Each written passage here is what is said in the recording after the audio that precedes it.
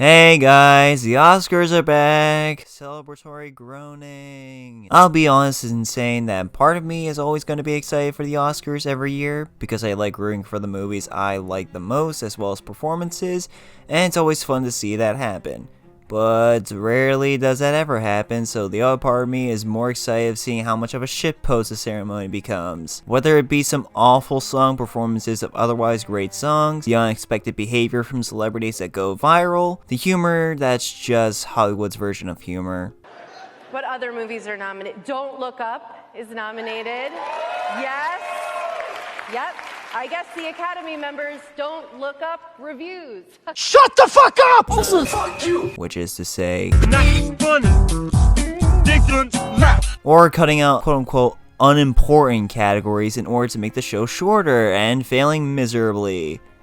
Can you tell how much I hated last year's ceremony? And frankly, that's been the bar set for this Hollywood circle jerk for the last few years. However, this isn't a video explaining why the Oscars are shitpost Hollywood calls honorable, because everyone knows that. This is me sitting here ranking the 10 Best Picture nominees of this year. Ever since I started taking film more seriously as both art and a potential career path, I've made it a mission every year to watch all the Best Picture nominees of each year and give a fair assessment as to which ones I say are more than worthy of receiving a nomination and which ones are Don't Look Up. And honestly, this might be the best selection of nominees since the 2020 Oscars, where I just can't say any of them are bad. So expect this to be a fairly positive ranking for a change for a category that usually brings out not so positive feelings out of me. And to make things more fun, I'll give my personal Best Picture selection at the end just because I can.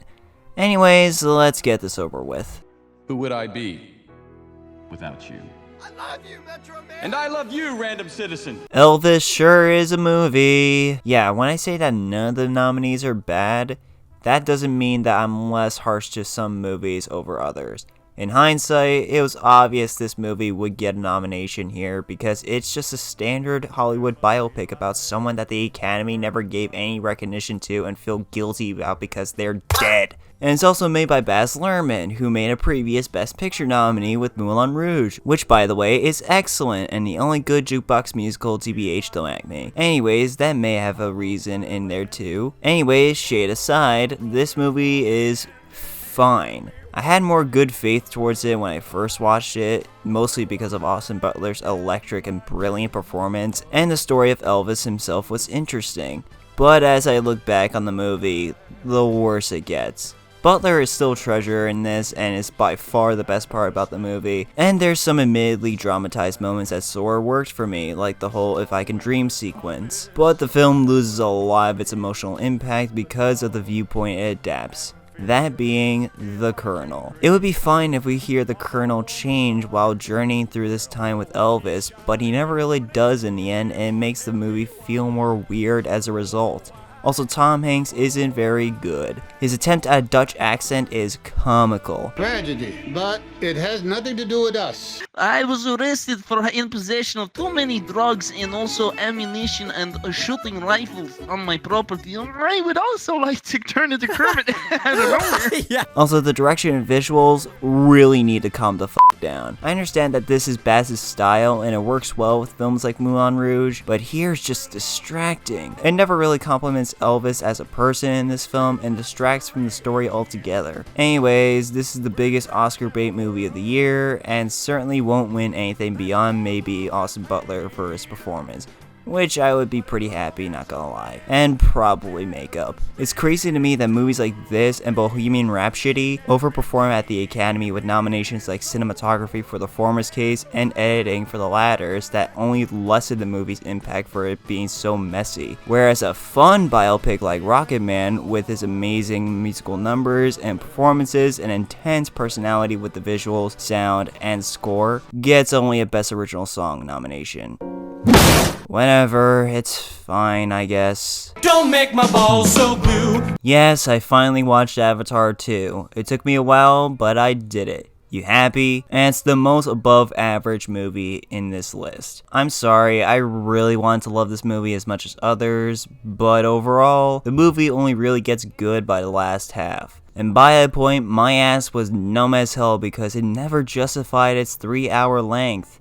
See, Jimmy, let me sit you down for a second. The reason why people love movies that exceed the 3-hour length is because it has a story that needs time to feel complete. Look at The Lord of the Rings. Each movie feels like both an experience because of the overarching narrative of each movie, but they also include their own thematic richness and keeps the audience on their feet with new and exciting storylines, which justifies the long length. The Irishman tells a story about the whole life of this one man's journey through the mob world and intends on completing every storyline in a complete and poignant way. It's long as hell, but fulfilling and rewarding by the end. And Justice League is 4 hours. For some goddamn reason. This movie has characters and storylines either not interesting enough or not integral enough to keep the movie going past that 3-hour mark. Like the spider guy is mostly useless and his motivations are muddled as fuck. By the last 15 minutes, my dad and I were begging the movie to just finish already. With that said, what makes this movie passable is the visuals. Yeah, everyone who says this movie is a visual feast is correct. It's insane the level of detail each shot has, and if there's one thing I respect from James, is that he really is out here trying to impress the hell out of the audience with how his film looks, and it always works. There's some nice action throughout, the score is euphoric, and the dialogue is an improvement? So what does her heartbeat sound like? Mighty. Yeah, I'm over talking about this movie. Next. Balenciaga, H&M, Balenciaga, and H&M. People have their own takes as to which part of Triangle of Sadness they like the most. There's the first act that solely deconstructs the social norms between the haves and the have-nots. There's the second act that throws all subtlety off the poop deck for the grossest shit you might ever see in a movie. And then there's the final act that sees the roles reversed and it becomes a standard survival story. For myself, I like and dislike aspects of each act. I like many of the conversations the characters have in the first act, and many were pretty funny, but some scenes tend to drag on a little too long for my taste. The second act is so much fun, seeing the chaos that unfolds in both the story and direction, but once I gotten used to what I was seeing, the shock factor sort of wears off after a while. Then there's the third act, which I gotta be honest was mostly boring. There's a few good moments here and there. Dolly De Leon is really damn entertaining, and the ending is pretty interesting. But it just got very repetitive, very fast, and many of the characters I found the most fun to watch were just gone, and the characters that were left were mostly boring. So I do like this movie, and if I were to watch it again, debatable because I can only take so much vomit, it might get better knowing where it ends up, but for now it's good but not great. They make music on their computers and they are able to speak to each other. And you see, I'd love to say, you know, I intended that and I realized that was my mother and father, but not until this moment. Alright, now here's where I think the true bangers begin with this ranking. The Fabelmans may not be Spielberg's best movie, but it's definitely one I appreciate a lot from. Maybe it is because I'm looking to get into the film industry in some way in the future that it made me relate a lot to this film, but hearing the personal struggles Spielberg went through both emotionally and spiritually, I fell for it, man. It's interesting to see what inspired him to create art that he was proud of and how it affected the relationships around him. Many moments in his film ask very difficult questions, like, is it right to take tragedies from your life and use them as inspirations for your art? Or would it seem both selfish and immoral? Are you aiming to please yourself or the people around you when creating art? And is it wrong to want a life of your own rather than one that was set for you? I think it was really cool and brave of Spielberg to apply these questions that he encountered in his life into this film. There were maybe a few scenes that dragged, I'll be honest and say I don't remember much from John Williams' score, and Michelle Williams is doing basically the same performance I've seen from her, and it's getting really boring at this point. But the rest of the film is wonderful. As usual with his films, the cinematography is excellent, including maybe the best final shot to a film like ever. The performances were really good. Seth Rogen's in it too. It has an insanely cool cameo at the end, and above all, this is the film that honestly made me want to go back and watch all of his films and see what he learned as a kid applied to the movies that he would later down the line create. Do I sense a future director's ranking coming soon? Overall, this was yet another great film from this master, and yes, I will attempt to watch all of his movies for a video soon. It's just really hard.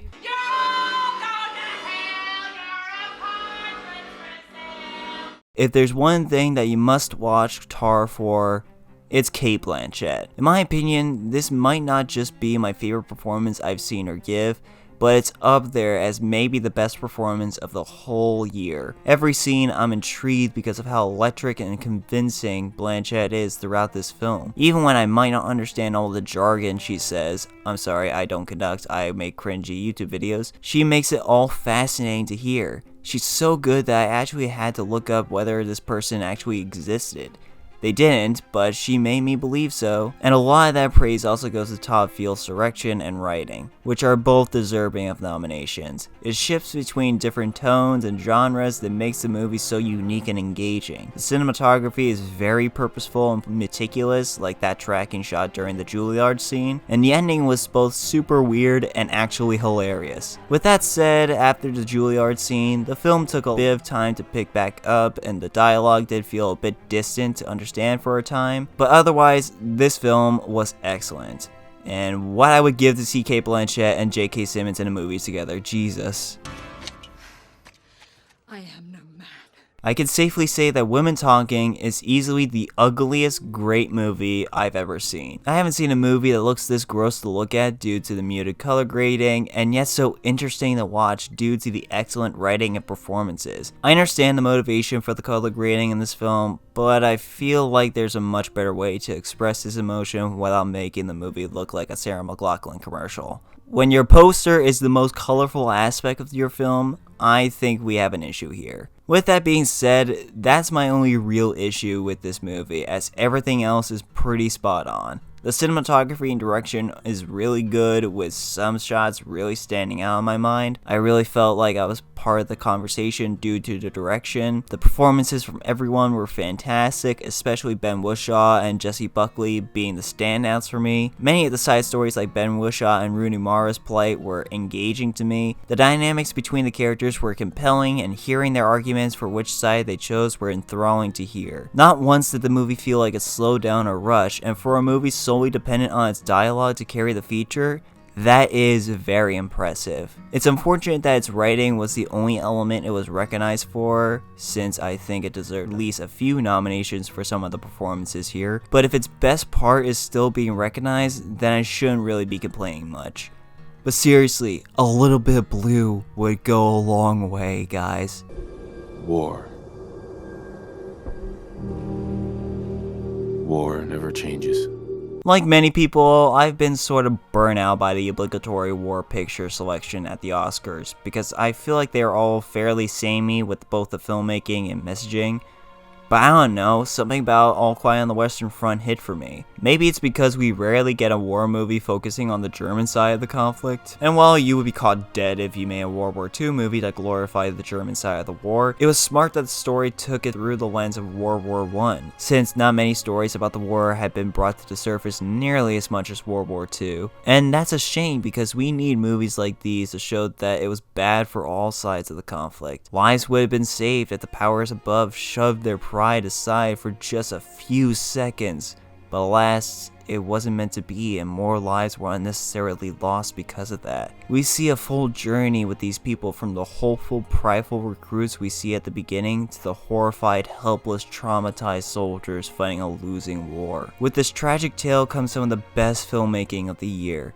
The cinematography shows both the grandness of the war and the claustrophobia of participating. The tank scene is what I immediately remember when discussing how strong the filmmaking is. The score is commanding as hell and deserves that nomination, and may be my favorite in the selection. The performances are severely overlooked, and I was happy that the BAFTAs at least recognized them. And to see where the film ultimately ends is predictable, but still emotionally impactful nonetheless. Overall, an excellent war film with just a few pacing issues holding it back from being part of the top 3 for me. Anyways, don't mind me, as I'll only be eating food with spoons from now till the day I die because of this film. Everyone to a man knows Mozart's name.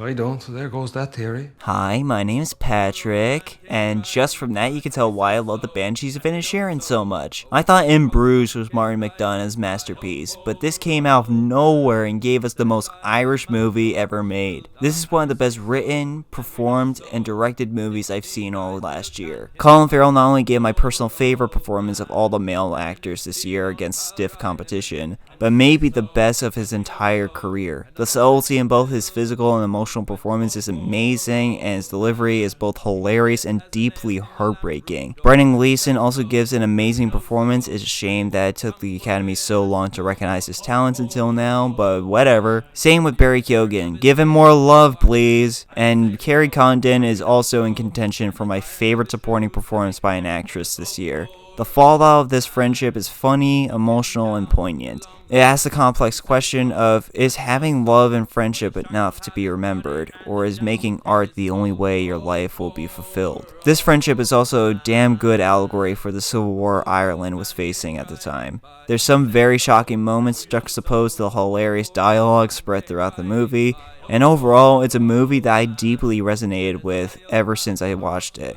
Maybe the score can be a little bit overbearing at times, although I know why it is, and I definitely will need subtitles the next time I decide to watch this movie, but this was absolutely one of the standouts of the year, and one that gets better the more I think about it. Spinning is not flying, but it's a good trick. Yeah, after watching it 3 times, I think it's safe to say that I love Top Gun Maverick. Basically, everything I love about this movie I've talked about in my Best of the Year video, but I can't stress enough how much I wasn't looking forward to this, and how much it surprised me. Next to Puss in Boots 2, no other movie surprised me on how much I enjoyed it and how much of an improvement it is on an average first movie. It made Maverick a likable and rootable character, giving him time to reflect on his failures in the past with his relationships with both Rooster and Penny. It has action that's so much fun to watch, and seeing how they got every shot for those scenes gives me cold sweats like no other movie has. The fact that the cinematography of all things for this movie was snubbed for fucking Elvis is beyond me. At least it got best editing,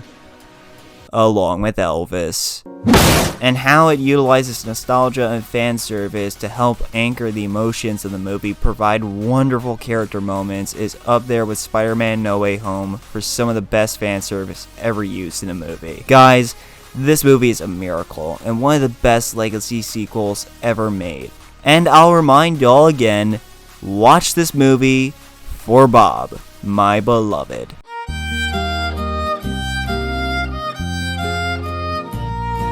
Hey, look, it's Everything Everywhere All at Once. Who would have guessed? Literally a big "aduh" moment. Everyone who's seen it agrees that it's one of, if not the best movie nominated here. Hell, even people who haven't seen it agrees it's gonna win. It's just that once in a blue moon movie that can please everyone with its outrageous yet mature story, memorable and layered characters, balls of the butt plug action, insane yet meticulous filmmaking, and poignant themes and messages that could resonate to almost anyone. It's the one movie on here that I could say will go down as one of my all-time favorites. Though the one nomination that perplexes me the most is original score. Like, the most I remember from the music is pre-existing melodies that are changed to fit the story more. Like, the fact that the Batman didn't even make it to the shortlist blows my mind. But I'm getting a little ahead of myself here. If you somehow still haven't seen this modern classic, change that right away. Yeah, and here's the fun part. Which movies would I nominate for Best Picture? Of the original selection, the only ones I would keep are Banshees of Inisherin, Everything Everywhere All at Once, and Top Gun Maverick. Then there's my own selection. Here it goes. Cha-Cha Real Smooth. It's a real shame that it didn't get recognized for anything. The writing is some of the most hopeful I've seen all year. If Women Talking can get into Best Picture with only just a screenplay nomination, then I see no reason why Cha-Cha Real Smooth can't do the same. Also, it's a feel-good movie. Coda won Best Picture for being an enjoyable feel-good movie. RRR. It's truly baffling that this only got an original song nomination because it does deserve so much more. The cinematography is so damn good. The direction may be the best of the year. The story was so engaging, so a screenplay nomination would be ideal. Hell, the score is so entertaining and adds to the emotion of each scene. So there, a proper Best Picture nominee.